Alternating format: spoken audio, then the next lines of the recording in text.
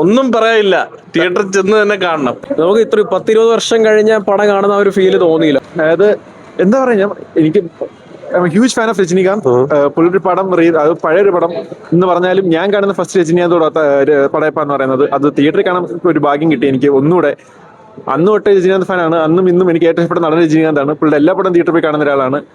ഇതൊരു വലിയ ഭാഗ്യമായിട്ട് ഞങ്ങൾ രജനീകാന്തിന്റെ ഏറ്റവും ഐക്കോണിക് സ്റ്റൈൽസ് ഉള്ള ഒരു പടമാണിത്. പുള്ളിയുടെ സ്റ്റോറിയുള്ള പടം 25ാമത്തെ വർഷത്തിൽ പുള്ളി ഉള്ള സ്റ്റോറിയിൽ ഇറക്കിയ പടം. ഇതിനകത്താണ് മിക്ക പുള്ളിയുടെ പഞ്ച് ഡയലോഗ്സും സ്റ്റൈലും ഉള്ളത്. അത് ഇത് തിയേറ്ററിൽ എക്സ്പീരിയൻസ് ചെയ്യാൻ പറ്റിയ ഭാഗ്യമായിട്ട് സിഗരറ്റ് വലിക്കുന്നത്, സല്യൂട്ട്, അല്ലാതുള്ള ഏത് സീൻ എടുത്തെടുത്ത് പറയാനാണെങ്കിൽ കുറെ എല്ലാം പീക്ക് ലെവൽ എക്സ്പീരിയൻസ് ആണ്. എല്ലാം പീക്ക് ലെവൽ എക്സ്പീരിയൻസ് പറ്റുവാണ്. ഇന്ന് പോയി കാണും. അടിപൊളി ബ്രോ, രക്ഷയില്ല. നമ്മൾ ഒരുപാട് കണ്ടിട്ടുള്ള സിനിമയാണ്, പക്ഷെ ആദ്യമായിട്ടാണ് തിയേറ്ററിൽ ഒന്ന് കാണാൻ പറ്റുന്നത്. ഒരു ക്വാളിറ്റി ഒക്കെ അടിപൊളിയായിരുന്നു. ഒരുപാട് ഇങ്ങനെ അപ്സ്കെയിൽ ചെയ്തിട്ടുണ്ട്. 4K ആണെന്ന് തോന്നുന്നു.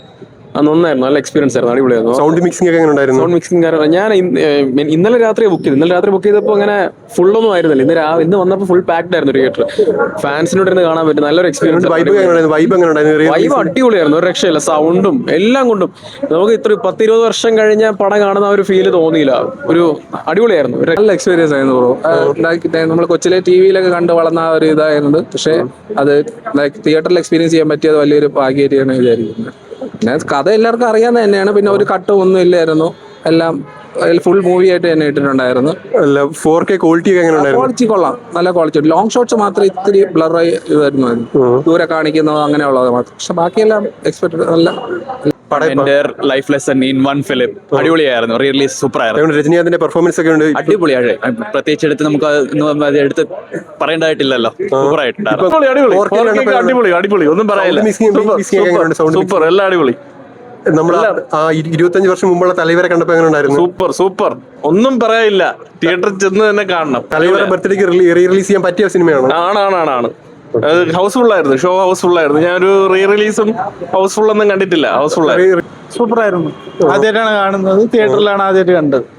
രജനീകാന്തിന്റെ പെർഫോമൻസ് ഒക്കെ അത് വെച്ചിട്ട് ഇന്നത്തെ രജനീകാന്തുമായിട്ട് പിന്നെ പണ്ടത്തെ രജനീകാന്തിനെ കാണാൻ പറ്റി. Super experience. സിനിമ എങ്ങനെ ഉണ്ടായിരുന്നു? അടിപൊളി.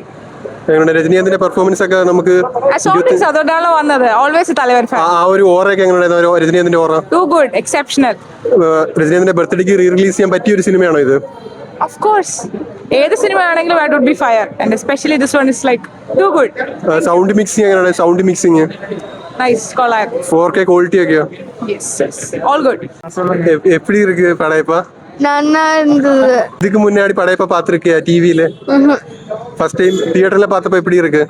நல்லா இருக்கு. தலைவர் பேட்டா ஜெயிலர் அந்த சினிமைக்காலும் பெட்டரா இருக்கா? Let's go. Thanks.